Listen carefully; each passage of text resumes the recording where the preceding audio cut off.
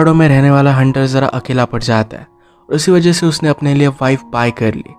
वो बहुत ही एक्सट्रीम हालातों में रहता था, तो क्या यहाँ पर वो दोनों सर्वाइव कर पाएंगे? आने वाली मुसीबतें बहुत ही अलग ही थी। हेलो फ्रेंड्स, आज मैं आपको स्किन ऑफ द वुल्फ ये 2017 की एक स्पेनिश ड्रामा मूवी एक्सप्लेन करने वाला हूँ। अगर आपको वीडियो अच्छा लगता है तो प्लीज़ इसे लाइक और कमेंट जरूर कर दीजिएगा। तो बिना किसी देरी के एक्सप्लेनेशन स्टार्ट करते हैं। मूवी स्टार्ट होती है और हम हमारे मेन कैरेक्टर मार्टिनन को एक बहुत ही रिमोट से माउंटेन्स में देखते हैं। उसका काम ही वही पर था, तो अपनी भूख मिटाने के लिए वो एक डियर की हंट करता है। उसका एक्चुअल काम है वुल्फ की शिकार करना, स्किन निकाल कर उसे सेल कर देना। माउंटेन में बहुत ही ज़्यादा ठंड होती है और वहाँ पर सर्वाइव करना बहुत ही हार्ड है।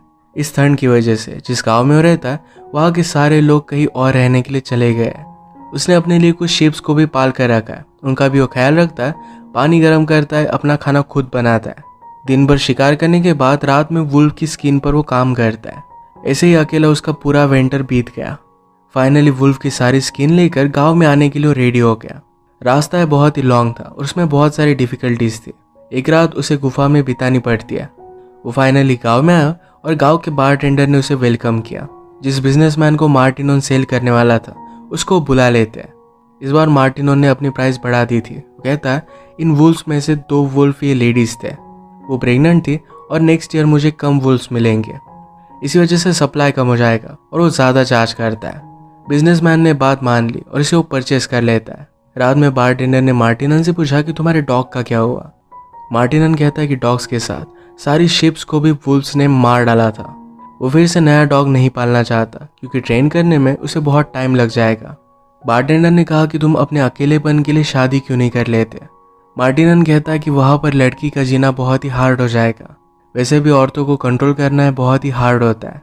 बारटेंडर ने कहा कि तुम्हें बच्चा हो सकता है, तुम माउंटेन पर जो भी मेहनत करते हो ये सब अपने बच्चों को दे सकते हो। अगर तुम्हें बेटा ना हो तो तुम्हारे जाने के बाद सब लोग तुम्हारी प्रॉपर्टी को तहस नहस कर देंगे। मार्टिनन ने कहा कि ऐसा कुछ होने से पहले सारी चीज़ों को आग लगा देगा। इसके बाद उसने गांव में वुल्फ्स के लिए ट्रैप्स बनवाए। वो एक लड़की से मिलने के लिए आता है जो विडो थी, उसे भी अपनी फिजिकल नीड्स थी, तो ये दोनों एक दूसरे को कुछ भी ना बोलते हुए इंटीमेट हो जाते हैं। इनकी इस तरीके की रिलेशनशिप बहुत दिनों से चल रही थी। इसके बाद मार्टिनन अपने माउंटेन पर चला गया। वो अपने काम कंटिन्यू करता है, पर बारटेंडर की बात पर उसने ज़रा सोच लिया था। वो रेडी होकर फिर से गांव में आ गया। जिस लड़की के साथ वो इंटीमेट हुआ था उसका नाम है पास्कुला, उसके फादर का नाम है मार्शियल। पास्कुला के बदले कुछ पैसे और वुल्फ की स्किन उन्हें ऑफर की। मार्शल उसे अपनी बेटी सेल कर देते हैं। वो पास्कुला को अपने साथ माउंटेन पर लेकर आता है। उसे उसके काम में हेल्प करने लग गई। उसके साथ इंटीमेट होता है और ये अपने काम कंटिन्यू करते हैं।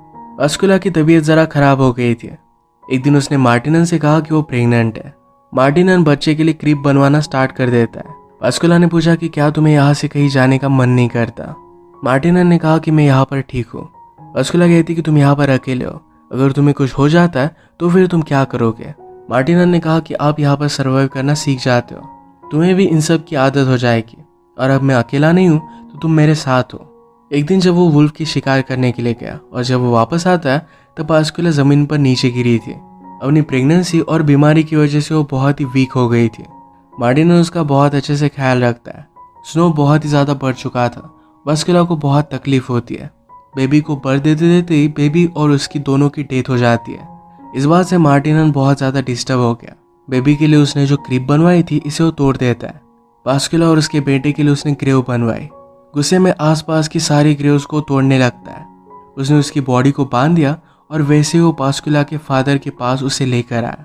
वो मार्शल से कहता है कि तुम्हें पहले से पता था कि वो बीमार है और प्रेग्नेंट है, फिर भी तुमने उसे मेरे साथ भेज दिया। मार्शल ने कहा कि वो एक विडो है और वो प्रेग्नेंट होती तो गांव के लोग हमें बर्बाद कर देते। मार्टिन पूछता है कि अब तुम लोगों से क्या कहोगे कि मैंने उसे मार दिया।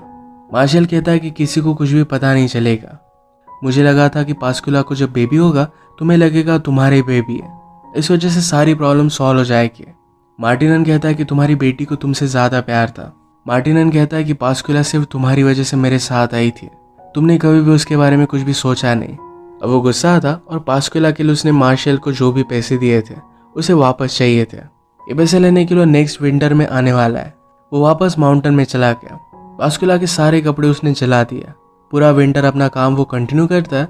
उसके बाद वो मार्शल के पास वापस आ गया। मार्शल डर कर अंदर घुस गया।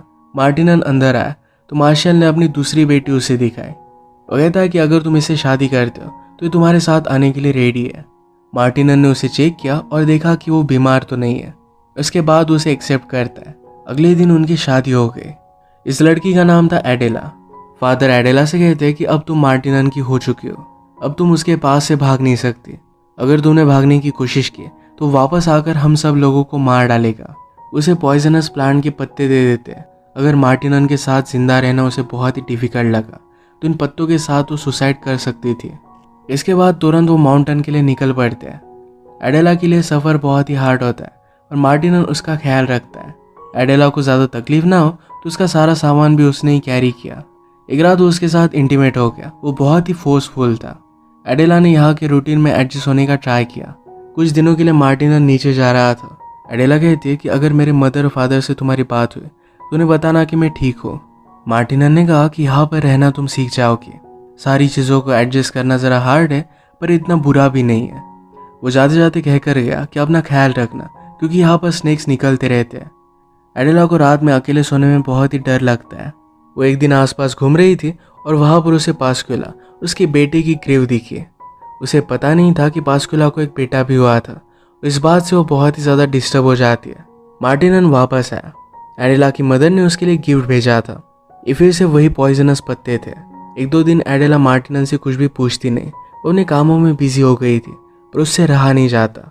उसने कहा कि पास्कुला के पास एक छोटी ग्रेव भी थी, क्या तुम्हारा बेटा भी था?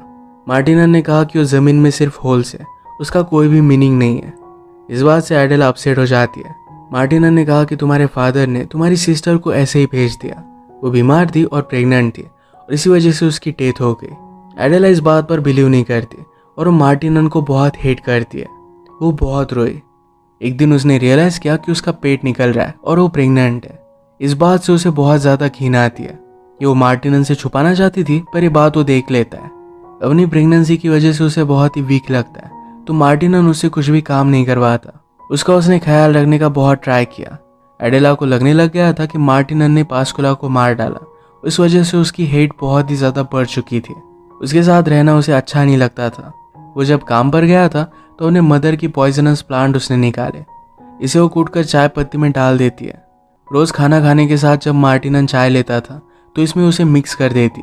रोज़ के काम करने में मार्टिनन को ज़रा वीकनेस आने लग गई। वो इस न्यू बेबी के लिए भी क्रीप बनाने लग जाता है। इस टाइप की टी एडेला मार्टिनन को देना कंटिन्यू करती है।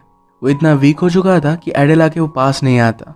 एक दिन मार्टिनन जब शिकार करने के लिए जाता है तो मौके का फ़ायदा उठाकर एडेला वहाँ से भागने की कोशिश करती है। वुल्फ को पकड़ने के लिए पूरे माउंटेन पर मार्टिनन ने ट्रैप्स बिछा कर रखे थे। ऐसे एक ट्रैप में फंसकर एडेला इंजर्ड हो गई।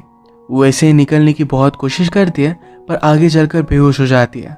मार्टिनन जब उसे ढूंढ नहीं पाता तो बहुत ही वरीड हो गया। हर जगह पर घूमने के बाद उसे फाइनली ढूंढ ही लेता है। वो भी सांस ले रही थी पर उसकी हालत बहुत ही ज़्यादा ख़राब है। उसने उसे हीट दी और अच्छे से ख्याल रखा। इस इंसिडेंट की वजह से एडेला का मिसकैरेज हो गया। अच्छे से ख्याल रखने के बाद एडेला ज़रा ठीक हो गई। मार्टिनन समझ गया था कि अब वो उसके साथ नहीं रहना चाहती। उसे कहता है कि विंटर अब बढ़ने वाला है, दिन छोटे हो जाएंगे, अगर तुम्हें जाना है तो चली जाओ। एडेला बहुत रोई पर वो फाइनली फ्री थी। अगले दिन मार्टिनन उठा तो अकेला था। एडेला जा चुकी थी।